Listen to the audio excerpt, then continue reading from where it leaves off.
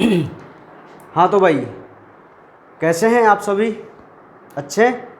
चलिए, तो जैसा कि आपको पता ही है कि चैप्टर नंबर 16 पाचन एवं अवशोषण में अब हम बिल्कुल सेकंड लास्ट डे पे हैं। सेकंड लास्ट डे का मतलब है कि कल अपना ये चैप्टर पूरा कंप्लीट हो जाएगा। ठीक है भाई, है ना?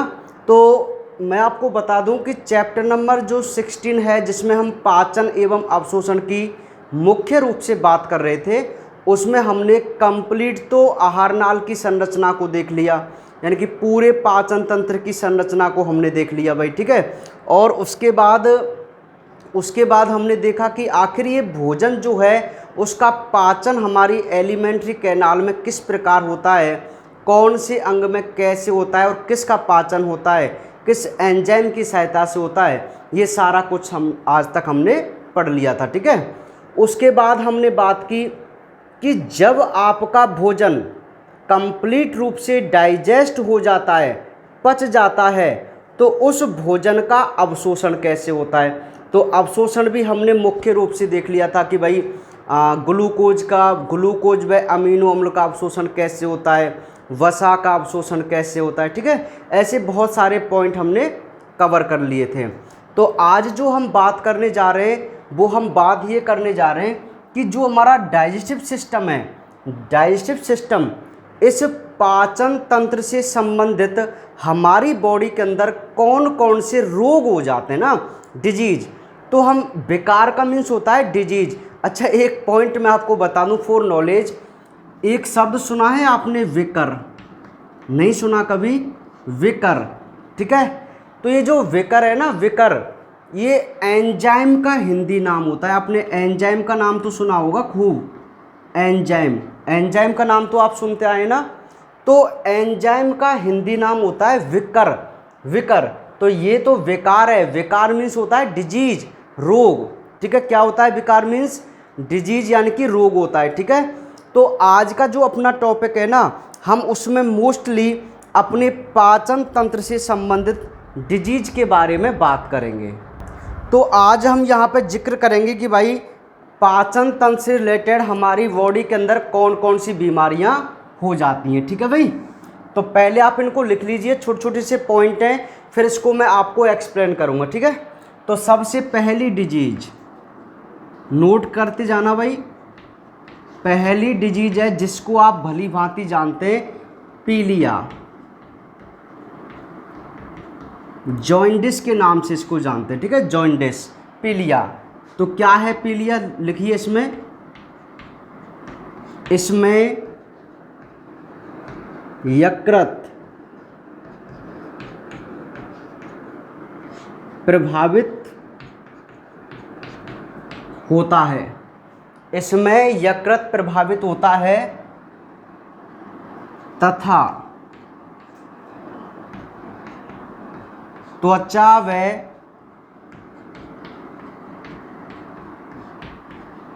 आँखों में पित्तवर्णक, स्पेशली बिलिरुबिन, पित्तवर्णक की जमा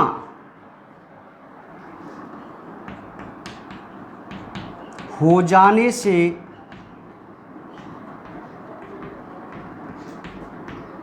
पीले रंग के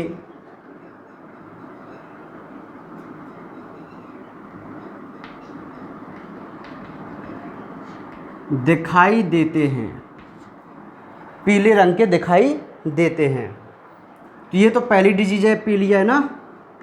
सेकंड, वमन, वमन को बोलते हैं भाई वोमाइटिंग,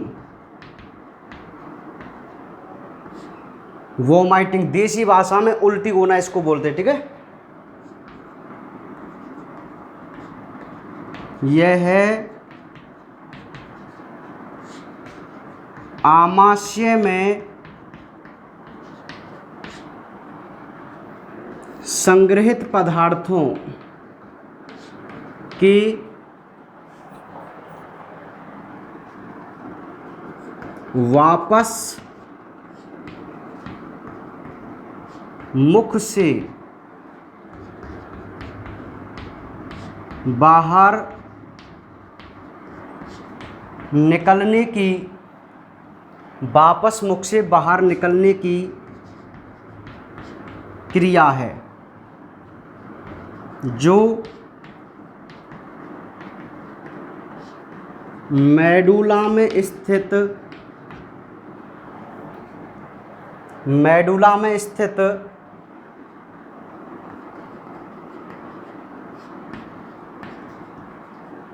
वमन केंद्र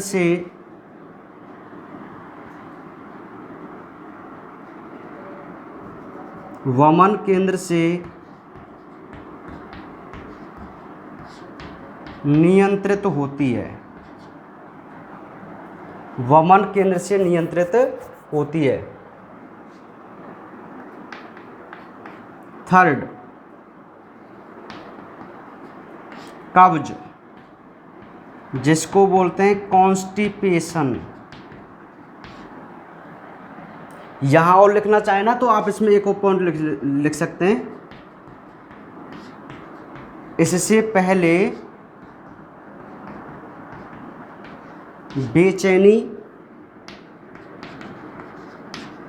होती है, ये वमन में आप लिख सकते हैं ना। नेक्स्ट है कब्ज, जिसको आप कॉन्स्टिपेशन कहते हैं। कॉन्स्टिपेशन में आप लिखना, इसमें मलाशय में मल रुक जाता है तथा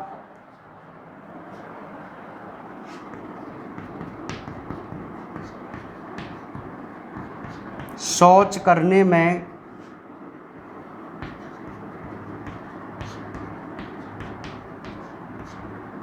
दिक्कत आती है।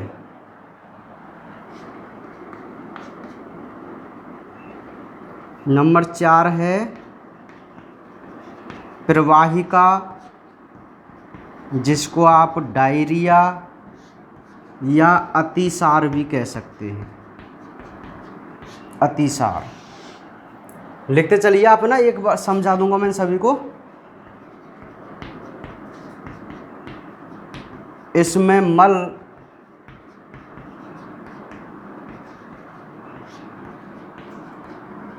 अत्यधिक पतला हो जाता है तथा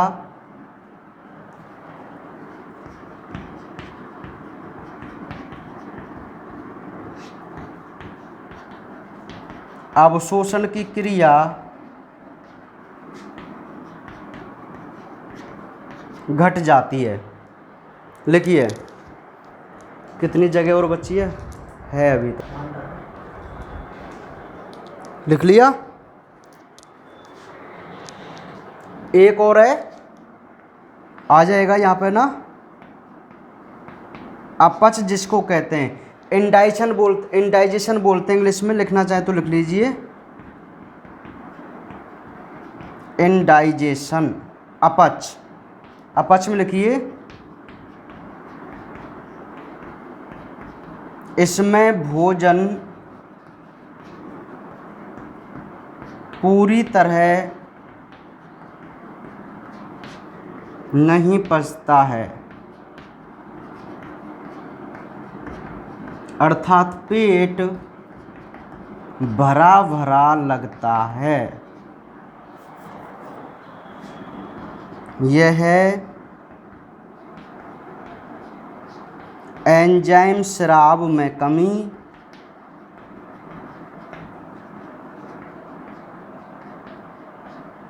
खाद्य विषाक्तता,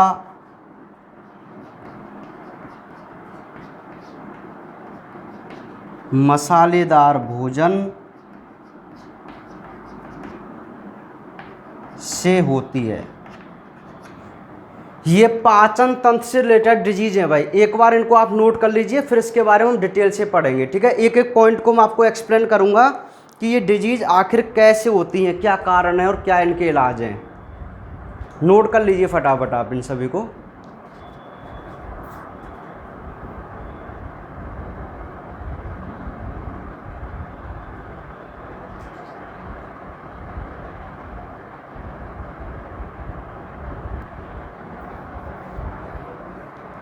लिख लीजिए भाई।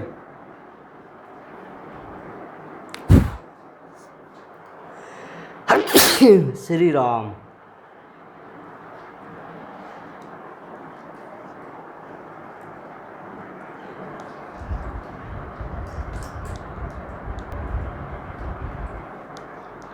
लिख लिया होगा शायद, और जो रह गए तो भाई वो स्क्रीनशॉट ले लेना, कोई दिक्कत नहीं है, आप कभी भी इसको लिख सकते हैं, ठीक है। चलिए अब हम एक एक करके इनके बारे में डिस्कस कर लेते हैं भाई, है ना। जो अपना डाइजेस्टिव सिस्टम है, जिसको हम पाचन तंत्र के नाम से जानते हैं, इस पाचन तंत्र से संबंधित कौन सी बीमारियां हमारी बॉडी के अंदर होती हैं, आज का ये अपना टॉपिक है, ठीक है भाई। तो देख लेते हैं कुछ डिजीज के बारे में, आज हम नॉलेज ले लेते हैं, कुछ समझ लेते हैं।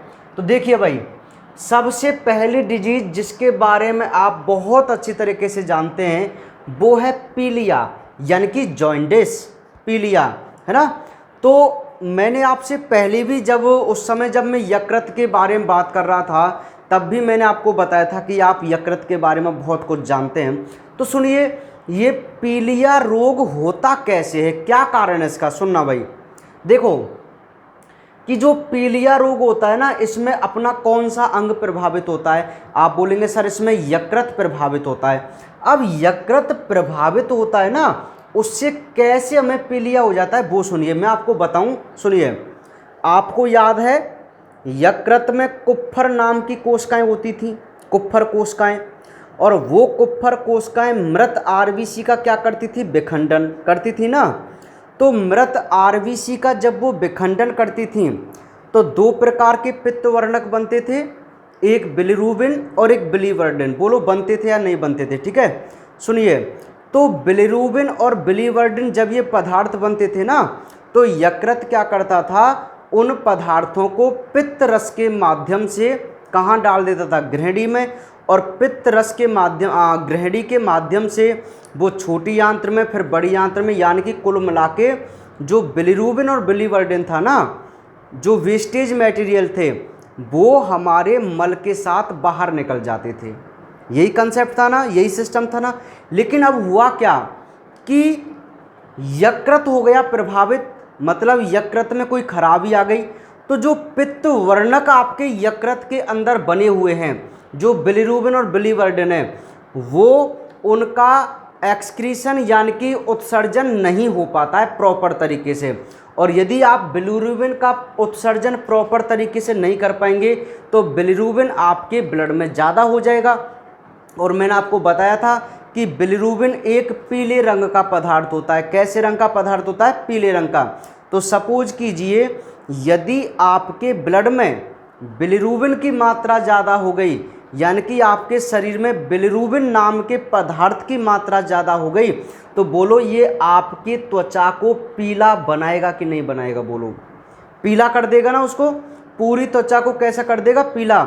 हम बोलते हैं ना भाई पीलिया में जब खून का पानी हो गया, ऐसे बोलते हैं ना। तो जो अपना ब्लड है ना, वो बिल्कुल पीले कलर का सा हो जाता है, ठीक है, क्योंकि उसमें बिलिरुबिन की मात्रा ज़्यादा हो जाती है।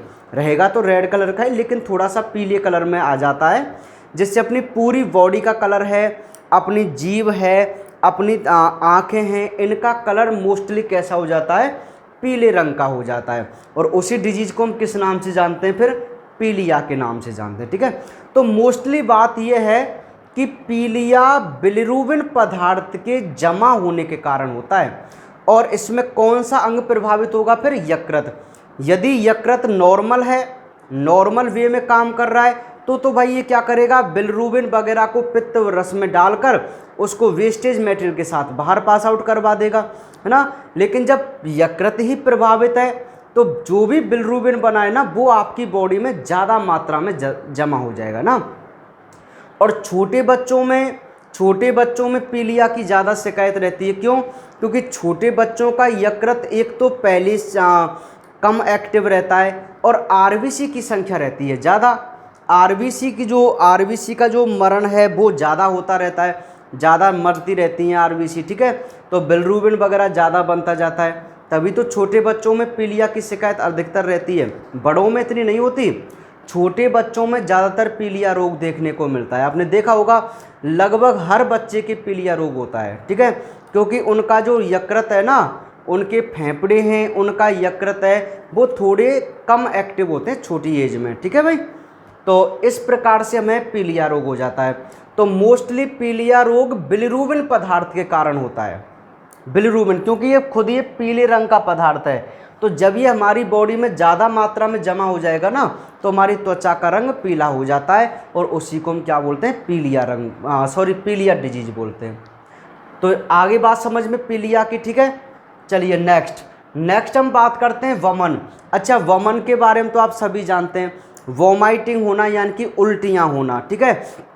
अब ये उल्टियाँ क्यों होती हैं, सुनिए मैं आपको बताऊं। जब आप भोजन करते हैं, ठीक है, तो एक पॉइंट और सुनना, यदि आपका भोजन आमाशय में है तभी आपको वोमाइटिंग हो सकती है। यदि आपका भोजन छोटी आंत्र में चला जाता है तो वोमाइटिंग होने के बहुत कम चांसेस रहते हैं। अब आप बोल रहे हैं सर वोमाइटिंग तो हमें बिना खाए पिए भी हो जाती है, वो एक अलग क्रिया है ना, मैं आपको बताऊंगा भी, सुनिए कि वोमाइटिंग का मतलब क्या होता है कि जो भोजन आमाशय में स्टोर है, जो भोजन आमाशय में स्टोर है, यदि वो वापस मुख से बाहर निकल जाए तो हम उस क्रिया को कहते हैं वोमाइटिंग। कहने का मतलब है कोई भी फूड, चाहे वो पानी हो, देखो यदि आप भोजन नहीं करेंगे तब आपको वोमाइटिंग हो रही है तो 100% पानी सा बाहर निकलता है। तो वो जो कोई भी पदार्थ यदि वोमाइटिंग के रूप में बाहर आ रहा है ना, तो वो केवल आपके आमाशय से आता है, छोटी आंत्र से नहीं आ सकता। क्यों नहीं आ सकता, उसके पीछे भी एक कारण है, क्योंकि यहाँ पर पाइलोरिक स्फिंक्टर होता है, तो दो स्फिंक्टर को पार नहीं कर सकता आपका भोजन, ठीक है। आपको पता है ना कि ग्रसिका और आमाशय का जो पहला पार्ट है जिसे हम कार्डियक कहते हैं, उसमें कार्डियक स्फिंक्टर होता है। तो कार्डियक स्फिंक्टर को खोलकर हमारा जो भोजन है आमाशय में, वो बैकफ्लो हो जाता है, वापस आ जाता है, लेकिन छोटी आंत्र से कोई भी फूड वापस नहीं आ सकता, ठीक है। तो ये खुद कह रहा है ना कि आमाशय में संग्रहित जो पदार्थ हैं यदि वो वापस मुख से बाहर निकल जाएं तो हम उसी क्रिया को क्या बोलते हैं भाई, क्या बोलते हैं, वोमाइटिंग बोलते हैं, उल्टी होना बोलते हैं ना। अब ये क्यों होती है उल्टी, मैं आपको बता दूं। या तो आप ज़्यादा भोजन कर लें, ज़्यादा मात्रा में भोजन कर लें, ठीक है। कई बार होता है ना जब टेस्टी सा फूड बन जाता है, अपने मनपसंद भोजन बन जाता है, तो हम लगातार खाते रहते हैं, बहुत ज़्यादा खाते रहते हैं, ठीक है, और इतना खा लेते हैं कि तुरंत ही हमें क्या हो जाती है, वोमाइटिंग हो जाती है, समझ रहे हैं। तो एक तो इसका कारण क्या है कि यदि आप ज़्यादा मात्रा में भोजन कर लें, है ना, तो उसकी वजह से आपको वोमाइटिंग हो जाती है। और यदि आपकी एसिडिटी हो गई आपके शरीर में, है ना, एसिडिटी है, HCl का ज़्यादा श्रावण है, तो एसिडिटी के कारण भी हमको वोमाइटिंग हो जाती है। या ज़्यादा मसालेदार हम भोजन कर लेते हैं, कोई भी और कारण है। देखो मोस्टली तो ये दो कारण है कि यदि आप एक तो ज़्यादा भोजन कर लें और एसिडिटी, इनकी वजह से हमें क्या हो जाती हैं, वोमाइटिंग हो जाती हैं, उल्टियाँ हो जाती हैं, ठीक है। अब ये क्या कहता है कि वोमाइटिंग की जो क्रिया है ना, उसे मेडुला में स्थित एक वमन केंद्र क्या करता है, कंट्रोल। तो सुनिए, मेडुला आप जानते हैं, मुझे पता नहीं है कि आपका मस्तिष्क वाला पार्ट हटा था या नहीं हटा था 10th क्लास में, है ना। चलिए, नहीं, मुझे नहीं पता कि आपका हटा है या आपने पढ़ा है, मस्तिष्क पढ़ा है।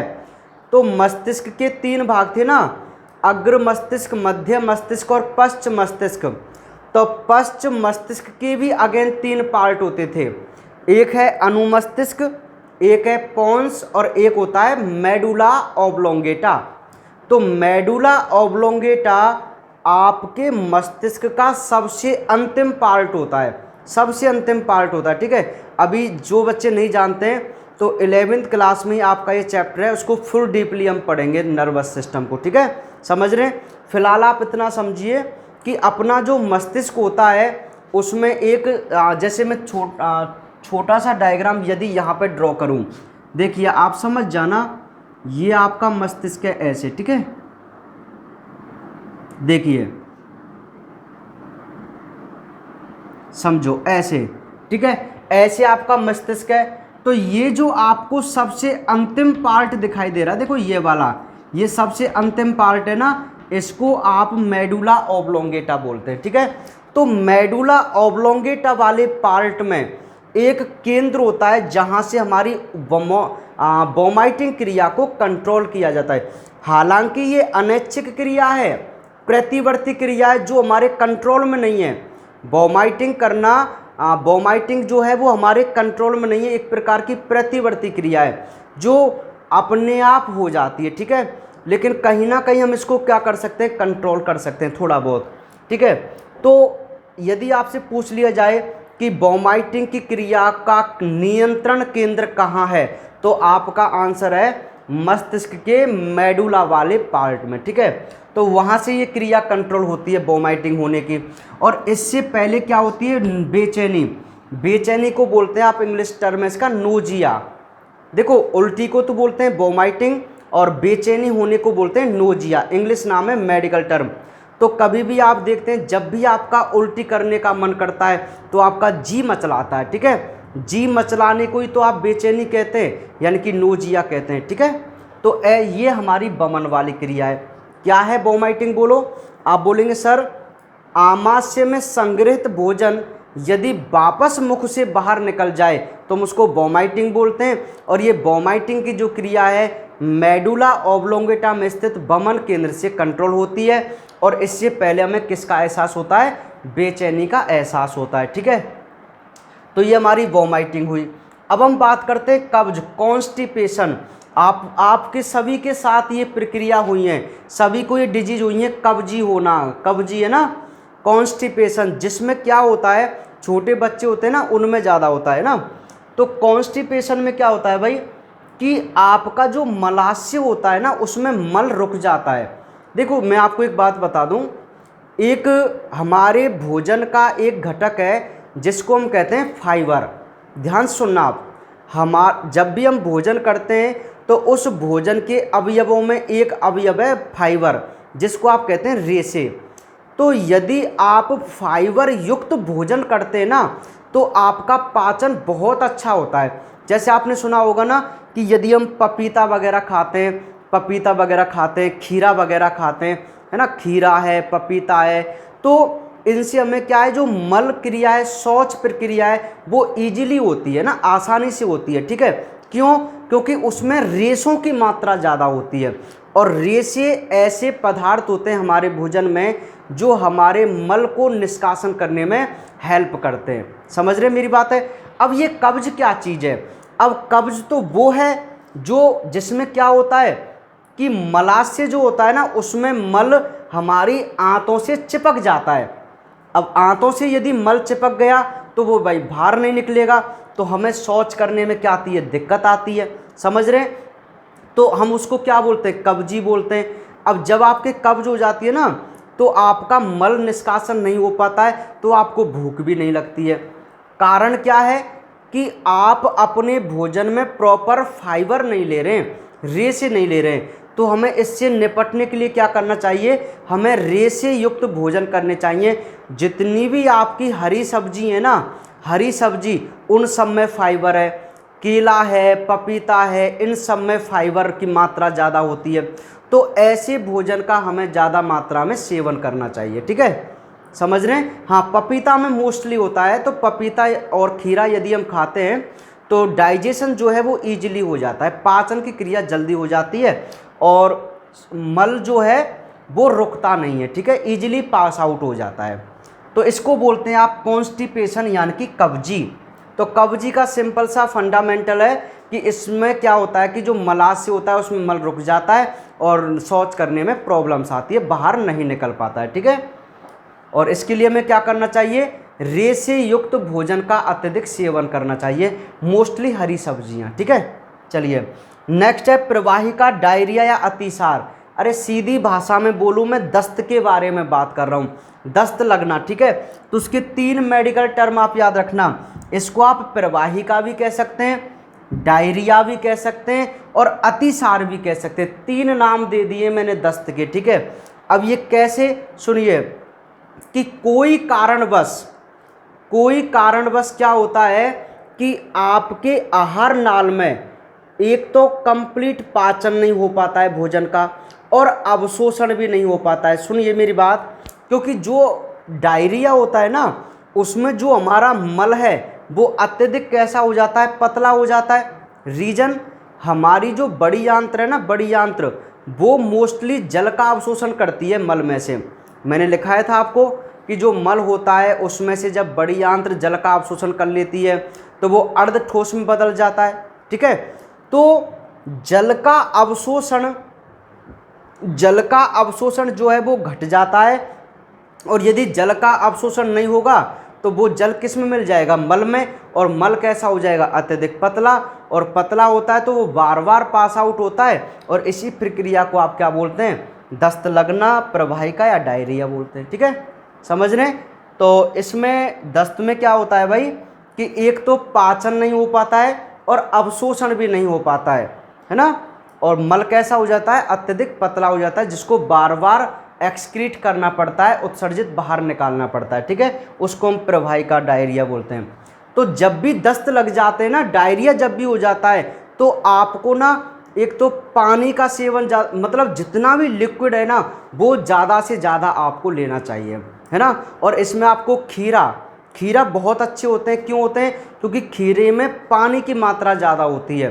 तो अपनी जब भी दस्त लगते हैं ना, दस्त बहुत खतरनाक बीमारी है, इससे व्यक्ति की मृत्यु तक हो जाती है, मृत्यु तक। क्यों, क्योंकि पानी का लॉस हो जाता है हमारी बॉडी से, पानी का लॉस, और हमारी बॉडी का 70% जो भाग है ना वो पानी से बना हुआ है, समझ रहे। तो पानी बहुत ज़रूरी है। क्यों, क्योंकि आपकी जितनी भी कोशिकाएं, सब कोशिकाओं में कोश का द्रव्य है ना, और कोश का द्रव्य एक लिक्विड ही तो है, पानी तो है, समझ रहे ना। इस प्रकार तो 70% जो हमारी बॉडी का वेट है ना वो लगभग पानी का होता है।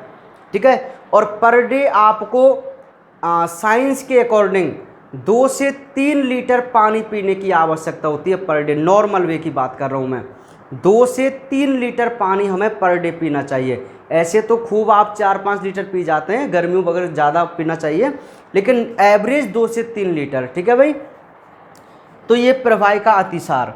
अब हम बात करते हैं अपच की। अब अपच और कब्जी में अंतर है, अपच और कब्जी में अंतर है।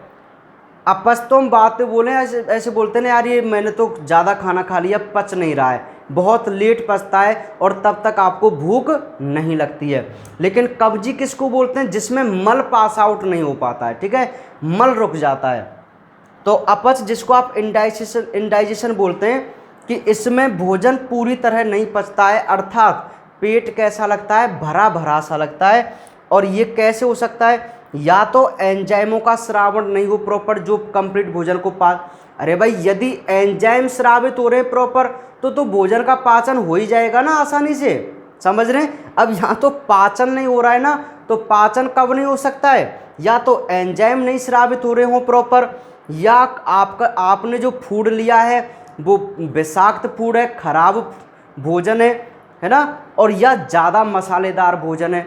तो इस वजह से हमारे क्या हो जाता है भाई, अपच हो जाती है, इनडाइजेशन हो जाती है। ठीक है, तो ये हमारे पाचन तंत्र से संबंधित क्या हैं, कुछ विकार हैं। आई बात समझ में, नहीं आई बोलो। ये इतना आपको पढ़ना है केवल, है ना, इनके बारे में थोड़ा थोड़ा सा आपको समझते हुए चलना है। ठीक है भाई, तो ये हुई बात अपच की। ठीक है भाई, तो ये अपने पाचन तंत्र से रिलेटेड डिजीज हो गई भाई, है ना। एनसीईआरटी सिलेबस में यही है और यही आपको लर्न करनी है, केवल अपनी नॉलेज के लिए। आपसे कोई एग्जाम में क्वेश्चन नहीं आता है इससे।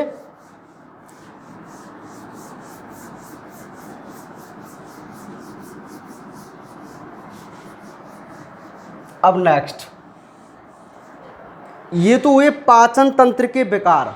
ठीक है, अब जो अगला टॉपिक है ना वो आपके लिए ज़्यादा इंपॉर्टेंट है, वहाँ से नीट में क्वेश्चन बनते हैं भाई, नीट में क्वेश्चन बनते हैं यहाँ से। ठीक है, सुनना आप ध्यान से। अब आप हेडिंग लगाइए, प्रोटीन ऊर्जा कुपोषण। हेडिंग लगाइए, इसको आप बोलते हैं पीईएम। पीईएम देखो, पी माने होता है प्रोटीन, ई माने होता है एनर्जी, एनर्जी को आप ऊर्जा बोलते हैं ना, और कुपोषण को बोला जाता है माल न्यूट्रिशन। क्या बोलते हैं भाई? माल न्यूट्रिशन, ठीक है। तो प्रोटीन, एनर्जी, माल न्यूट्रिशन की बात चलेगी, ठीक है। तो ये कुपोषण संबंधी बीमारी है। अभी जो बीमारी देखी थी वो तो अपने डाइजेस्टिव सिस्टम से रिलेटेड थी।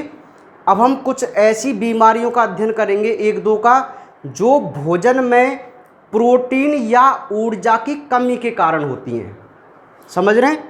चलिए, तो ये इम्पॉर्टेंट है, जहाँ से क्वेश्चन बनते हैं नीट में ना। लिखिए इसमें, ये दो प्रकार के हैं।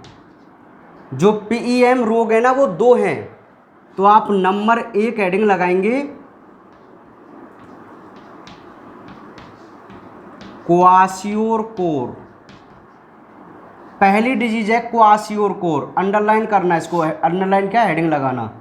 अरे सही लिख जा, क्वाशियोरकोर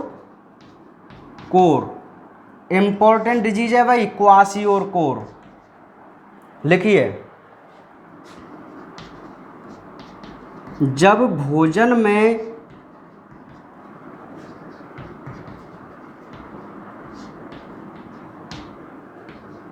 प्रोटीन की मात्रा 1 ग्राम पर केजी से 1 ग्राम पर केजी से कम हो तो यह रोग हो जाता है।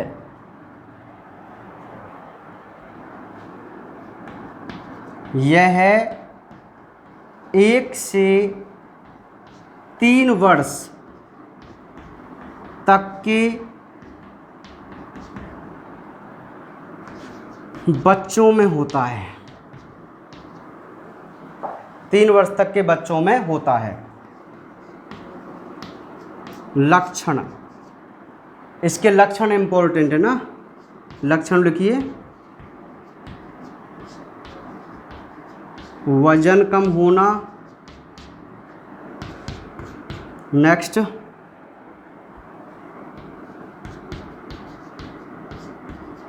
शरीर पर सूजन व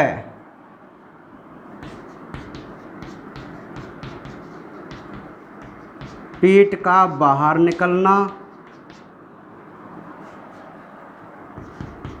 नेक्स्ट, त्वचा काली व खुरदरी होकर फटना। त्वचा काली व खुरदरी होकर फटना। नेक्स्ट है, वाल पतले व कम। बाल पतले व कम। मस्तिष्क का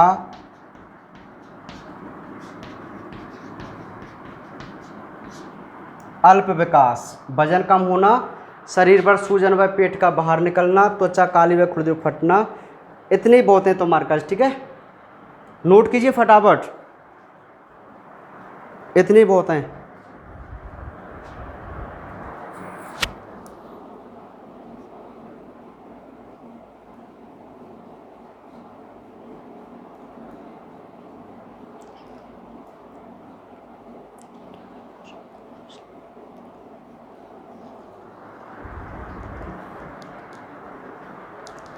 लिख लिया?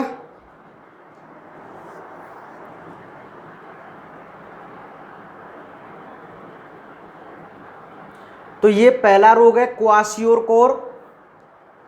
लिख लीजिए एक बार इनको, है सब कुछ समझेंगे, टेंशन मत लीजिए आप।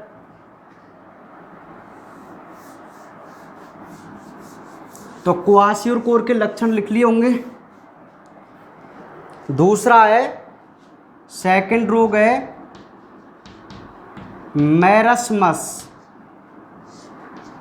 जिसको आप कहते हैं सूखा रोग। सूखा रोग लिखिए,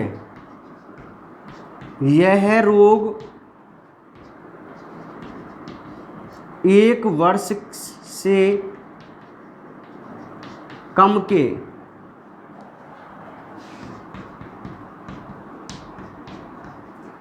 बच्चों में होता है। नेक्स्ट, इसमें नहीं, यह भोजन में प्रोटीन के साथ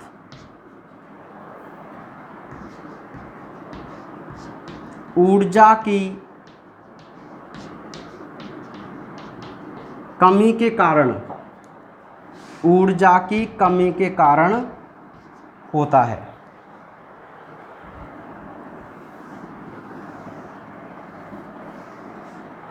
ऊर्जा की कमी के कारण होता है। लक्षण लिखिए भाई, लक्षण, वजन अत्यधिक कम हो जाना। नेक्स्ट, टांगें पतली होना,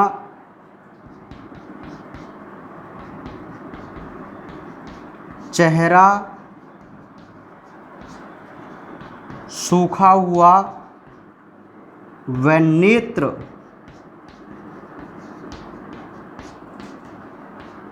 भीतर धसे हुए। नेक्स्ट, पसलियाँ बाहर से दिखाई देती हैं। पसलियाँ बाहर से दिखाई देती हैं। इतने बहुत है ना। और लिखना चाहे तो यूँ लिख सकते हैं इसमें, बाल अप्रभावित रहते हैं। इसमें बालों पे कोई इफेक्ट नहीं पड़ता है भाई। इसका उपचार लिख लीजिए, दोनों का ही उपचार। उपचार तो सिंपल है, भोजन में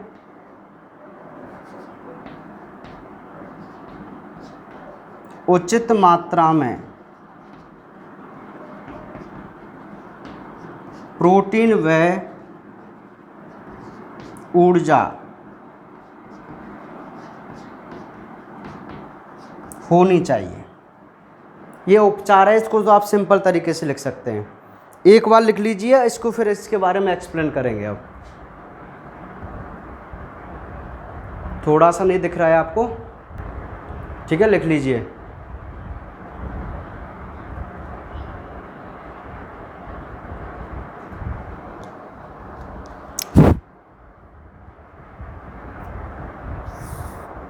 ये मैरस्मस रोग है ना, सूखा रोग। अब ये आपसे एग्जाम में भी पूछे जाते हैं और नीट एग्जाम में भी यहाँ से क्वेश्चन बनता है। लिख लीजिए सभी को।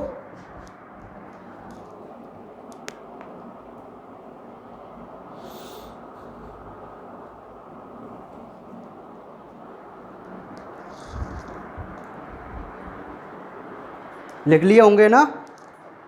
चलिए अब एक बार मैं इसको मिटा देता हूँ और उसके बाद फिर मैं आपसे डिटेल में बात करूँगा इनके बारे में ना। इनको समझना है अपने को। देखिए सुनो, अब ध्यान से सुनना।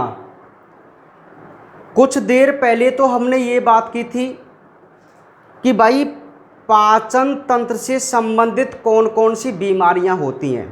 तो वहाँ तो हमने देखा भाई पाचन तंत्र की संबंधित, जैसे हमारा पीलिया है। अरे पीलिया यकृत की वजह से होता है, और यकृत कौन से तंत्र से रिलेटेड है आपके, बोलो पाचन तंत्र से, समझ गए। अपच हो जाना, कब्जी हो जाना, डायरिया हो जाना, ठीक है, समझ रहे ना। तो ऐसी सारी बीमारियां हमें पाचन तंत्र से रिलेटेड हुई थी। अब हम ये देख रहे हैं कि पोषण संबंधी बीमारी, पोषण आप जानते हैं जो प्रॉपर हम भोजन करते हैं उसकी वजह से यदि कोई बीमारी है उनके बारे में। तो सुनिए, जो एक टॉपिक का सबसे पहले तो आप याद रखो, PEM का पूरा नाम, P माने प्रोटीन, E माने एनर्जी और M माने माल न्यूट्रिशन, है ना। तो प्रोटीन एनर्जी माल न्यूट्रिशन यानी कि प्रोटीन और ऊर्जा की कमी हो जाए यदि आपके भोजन में, सुनना मेरी बात को, यदि आपके भोजन में प्रोटीन और ऊर्जा की कमी हो जाए तो कौन से रोग हो जाते हैं छोटे बच्चों में, ठीक है। तो रोग सुनना भाई, पहला रोग था क्वाशियोरकोर, क्वाशियोरकोर, ठीक है, ये पहला डिजीज है। अच्छा सुनना ध्यान से, और एक मैं बात करता हूँ मैरस्मस की। ये दो डिजीज है हमारे पास, इनमें डिफरेंट अपने को देखना है जो हमसे क्वेश्चन में पूछे जाते हैं। सुनना, पहला पॉइंट, जो क्वाशियोरकोर नाम का डिजीज है वो केवल प्रोटीन की कमी के कारण होता है। याद रखना ये पॉइंट, यदि आपके भोजन में केवल प्रोटीन की कमी हो, केवल किसकी कमी हो, प्रोटीन की, तब तो आपको कौन सी डिजीज हो जाएगी, क्वाशियोरकोर। ये छोटे बच्चों में होती है केवल। यदि आपके भोजन में प्रोटीन प्लस ऊर्जा की कमी हो जाए, प्रोटीन प्लस ऊर्जा, ना तो भोजन में प्रोटीन हो, ना आपके भोजन में कार्बोहाइड्रेट हो, ना वसा हो, तो उस कंडीशन में आपको जो रोग होगा छोटे बच्चे की एज में, वो कौन सा रोग होगा, बोलो मैरस्मस, बोलो। तो एक क्वेश्चन तो यहीं से बन गया, अंतर है दोनों में, केवल प्रोटीन की कमी हो तो कौन सा रोग, बोलो क्वाशियोरकोर, और प्रोटीन और एनर्जी दोनों की कमी हो तो कौन सा रोग होता है, मैरस्मस रोग होता है। ये अंतर समझ में आ गया, ठीक है। नेक्स्ट, अब ये जो क्वाशियोरकोर रोग होता है वो 1 वर्ष से अधिक तक के बच्चों में होता है, एट लास्ट 3 साल तक। ये NCERT का डेटा है प्रॉपर, 1 से 3 साल, ठीक है। या तो आपसे वो यूं पूछ लेगा, अब मान लीजिए उसने क्वेश्चन पूछ लिया कि क्वाशियोरकोर रोग होता है, ऑप्शन ए 1 वर्ष से अधिक तक के बच्चों में, 1 वर्ष से कम के बच्चों में, 1 वर्ष के बच्चों में, या कोई नहीं, समझ रहे हैं। तो आपका राइट आंसर क्या जाएगा, 1 साल से अधिक जिन बच्चों की उम्र होती है उनमें रोग होता है क्वाशियोरकोर, और 1 साल से जो कम के बच्चे होते हैं जिनकी एज 1 साल से कम होती है उनमें रोग होता है मैरस्मस। कौन सा, मैरस्मस यानी कि सूखा रोग। तो बोलो इंपॉर्टेंट पॉइंट है कि ना ये, तो ये क्वेश्चन के रूप में आपसे पूछे जाते हैं, समझ रहे हैं। बाकी लक्षण वगैरह के इतना इम्पोर्टेंस ही नहीं है ना, फिर भी हमें लक्षण देख लेने, कुछ इंपॉर्टेंट लक्षण है, ध्यान सुनना भी मेरी बात को। अब कई बार वो आपसे क्वांटिटी पूछ लेता है, मात्रा, तो ऑथेंटिक जो डेटा है ना वो सुनिए, आपके भोजन में 1 ग्राम प्रोटीन होनी चाहिए पर केजी। पर केजी मैं आपको बताऊं, बच्चे का जितना वजन होता है, जैसे मान लीजिए 4-5 केजी का बच्चा है या 7-8 केजी का बच्चा है, तो मान लीजिए 7 केजी का बच्चा है, तो उसको पर डे ना उसका जो भोजन है ना, जो भी भोजन करता है उसमें 7 ग्राम प्रोटीन की मात्रा होनी चाहिए। समझ में आ गई बात। तो ये इसका मतलब क्या है, 1 ग्राम पर केजी का, कि बच्चे में जितना वजन है, बच्चे में जितना वजन है उसके वजन के अकॉर्डिंग उसको 1 ग्राम प्रोटीन चाहिए। अब जितना वजन है उतनी ही उसको प्रोटीन चाहिए, समझ गए। तो यदि इससे कम प्रोटीन है आपके भोजन में तो बोलो प्रोटीन की कमी होगी कि नहीं होगी, समझ रहे हैं। और जैसे हम वयस्क हैं ना, वयस्क, तो हमको लगभग 70 से 100 ग्राम पर डे क्या चाहिए, प्रोटीन चाहिए पर डे, 70 से 100 ग्राम, और कार्बोहाइड्रेट चाहिए 500 ग्राम कार्बोहाइड्रेट, है ना। देखो पर डे ये तो प्रोटीन की मात्रा है, मैं अपनी बात कर रहा हूँ, अपनी का मतलब है हम सबकी बात कर रहा हूँ। कार्बोहाइड्रेट और लगभग 50 ग्राम कौन चाहिए, वसा चाहिए। ये क्वांटिटी होनी चाहिए अपने डेली। 70 से 100 ग्राम तो प्रोटीन चाहिए हमको वयस्कों को, 500 ग्राम पर डे कार्बोहाइड्रेट चाहिए और 50 ग्राम लगभग क्या चाहिए हमें, वसा चाहिए, है ना। ये डेटा है भाई। तो समझ में आ गई बात। यदि आप छोटे बच्चे के भोजन में 1 ग्राम पर केजी से कम प्रोटीन है तो उसको कौन सा रोग हो जाएगा, क्वाशियोरकोर रोग हो जाएगा। तो इतना अंतर समझ में आ गया। यहाँ से ज़्यादातर ये क्वेश्चन बनते रहते हैं, यही पॉइंट आपको ज़्यादा याद रखने हैं। अब क्वाशियोरकोर में क्या है, एक मुख्य लक्षण क्या है इसका, क्वाशियोरकोर का, क्या इस बच्चे में आ जाती है सूजन। क्या आ जाती है, सूजन। जबकि मैरस्मस वाला जो बच्चा होता है ना वो सूख जाता है। तो इसमें तो सूजन आती है, पेट फूल जाता है, लेकिन इसका पेट तो अंदर की तरफ धंस जाता है मैरस्मस में, जिसको आप सूखा रोग भी कह सकते हैं। ये इंपॉर्टेंट पॉइंट है जहां से वो क्वेश्चन पुट अप करता है। अब ऐसे नहीं बोलेगा आपसे कि किस में वजन कम हो जाता है, वजन दोनों में कम होता है, इसमें कम है और इसमें ज़्यादा कम हो जाता है। बस ये कोई नॉर्मल कॉमन पॉइंट है। लेकिन जो इम्पोर्टेंट विशिष्ट पॉइंट है ना कि क्वाशियोरकोर में तो जो है वो पेट फूल जाता है, सूजन आ जाती है, और मैरस्मस में जो बच्चा है वो सूख जाता है और पसलियाँ जो हैं उसकी बाहर से दिखाई देने लग जाती हैं। पूरा सूख जाएगा ना, कंकाल हो जाएगा, ठीक है। कौन से रोग में, मैरस्मस रोग में, ठीक है। तो इतने सारे इसमें इंपॉर्टेंट पॉइंट हैं, बाकी आप उनको याद कर सकते हैं, ठीक है। और यदि आपसे पूछे कि भाई इन रोगों का आप उपचार कैसे कर सकते हैं, तो आप क्या बोलेंगे भाई, बोलो। आप बोलेंगे साहब हम इनका उपचार कैसे कर सकते हैं कि यदि हम अपने भोजन में प्रॉपर एनर्जी और प्रॉपर प्रोटीन प्रोवाइड करें। मेरा कहने का मतलब है बैलेंस डाइट। आपने 10th क्लास में भी ये शायद चैप्टर नंबर 1 था क्या, उसमें पढ़ा होगा आपने ना, तो उसमें भोजन वगैरह की बात है, तो वहाँ भी आपने इसका अध्ययन किया होगा क्वाशियोरकोर मैरस्मस का, ठीक है। तो लेकिन ये इम्पॉर्टेंट है जो आपसे नीट में क्वेश्चन बनता है यहाँ से, ठीक है भाई। तो नीट का क्वेश्चन बनता है और ईयरली एग्जाम में भी आपसे यहाँ से क्वेश्चन बन सकता है ना, लेकिन नीट में तो बनने के चांसेज हैं यहाँ से ना। तो ये आपको इम्पोर्टेंट तरीके से पढ़ने हैं। जो पाचन तंत्र के विकार है ना, वहाँ से कोई क्वेश्चन नहीं बनता है, वो आपकी नॉलेज के लिए केवल, लेकिन यहाँ से इम्पोर्टेंट क्वेश्चन बनते हैं, वो आपको अटेम्प्ट करने हैं। कैसे करेंगे बोलो, कि यदि हमारे भोजन में केवल प्रोटीन की कमी हो तो कौन सा रोग, बोलो। आप बोलेंगे साहब क्वाशियोरकोर। यदि हमारे भोजन में प्रोटीन के साथ साथ ऊर्जा की भी कमी हो जाए तो कौन सा रोग होगा आपको, मैरस्मस रोग होगा। कौन सा रोग होगा, मैरस्मस रोग। ये 1 साल से अधिक के बच्चों में, लेकिन मैक्सिमम 3 साल का, और ये 1 साल से कम के बच्चों में होता है, ठीक है।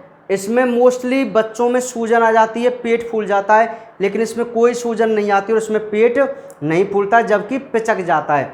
और इसमें बाल जो है वो प्रभावित होते हैं, लेकिन इसमें बाल कैसे रहते हैं, अप्रभावित। किसमें, मैरस्मस में। इसमें सो बाल पतले। अब बोल से सर बाल पतले, अरे भाई आपके जो बाल है ना, इनकी जो भी मोटाई है, तो इससे बहुत बारीक बाल उनके हो जाते हैं, पतले झड़ जाते हैं, सफ़ेद हो जाते हैं, लाल भी हो जाते हैं, ठीक है। और मैरस्मस में क्या होता है कि बालों पर कोई इफेक्ट नहीं पड़ता, ठीक है। अब वो आपसे पूछ ले, ऐसे क्वेश्चन बना लेगा कि ऐसा रोग जिसमें वह रोग जिसमें पेट सिकुड़ जाता है या सूख जाता है या पसलियाँ बाहर से दिखती हैं और बाल अप्रभावित रहते हैं, तो वो कौन सा रोग है, आप बोलेंगे वो मैरस्मस रोग है। क्या रोग है, मैरस्मस रोग है। समझ गए। तो ऐसे लक्षण भी आपको याद करने, क्योंकि वो किसी भी प्रकार से यहाँ से क्वेश्चन बना सकता है, ठीक है। तो ये आपका वैसे तो पाचन तंत्र का वाला चैप्टर है वो पूरा कंप्लीट है, पर कल के दिन मैं आपको विटामिन के बारे में स्टडी कराऊंगा, क्योंकि विटामिन से बहुत ज़्यादा क्वेश्चन यहाँ से पूछे जाते हैं इस चैप्टर के अंतर्गत, ठीक है, विटामिन्स। तो कल का जो हमारा लास्ट टॉपिक रहेगा इस चैप्टर का वो विटामिन्स रहेगा, और उसके बाद हम फिर रक्त वाले चैप्टर का अध्ययन करेंगे, क्योंकि वो बहुत ज़्यादा इम्पोर्टेंट है अपने लिए नीट एग्जाम की दृष्टि से। समझ रहे हैं। तो अभी फ़िलहाल आप इनको याद कीजिए, मैरस्मस और इनके लक्षणों के कि कौन कौन सा क्या लक्षण होता है, और कल फिर हम एक टेबल बनाएंगे आपको विटामिन्स की, और फिर हम विटामिन्स की स्टडी करेंगे कल, ठीक है। कंप्लीट नॉलेज लेंगे विटामिन्स के बारे में भाई, कि क्या विटामिन्स हैं, क्या होते हैं ना, तो बाकी बातें कल करेंगे अब।